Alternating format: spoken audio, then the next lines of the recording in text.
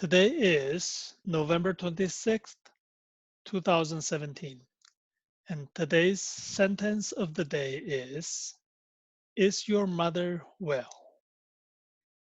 Diringni jilo ni dong jami jubdun lu jinda jukjibe ceba ni zezhu yin. Diringi cikjubni kirangi amalak debo ribe. Kirangi amalak debo ribe.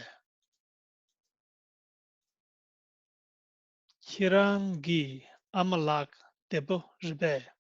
Is your mother well? New vocabulary. Sik sar, sik sar.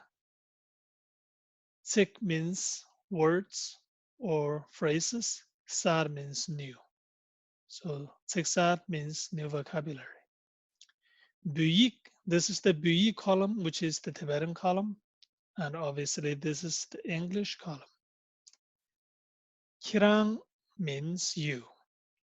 Kirangi means your. When you add gi to kirang, you're making kirang possessive, therefore your. Amalak means mother in an honorific way. Ama already means mother. Lak is an honorific term that is added to the word mother to make calling your mother extra honorific or showing extra respect. Debo means healthy or well. Je means is or are. As in Tibetan, there aren't plurals and singles for nouns. Ribe, when you add a be to je, you are turning it into a question. By itself, it can be translated as is it? Or in this case, is she? Is your mother healthy? You're turning that sentence into a question. Let's go back and look at the sentence again. Kirangi amalak debo ribe.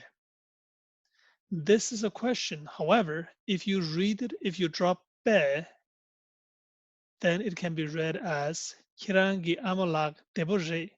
That means your mother is healthy. So it's very easy to turn a Tibetan sentence into a question. You add one of these things. Now there are other rules which we will not talk about today. But in this case, when it's a re, you say rebe to turn it into a question.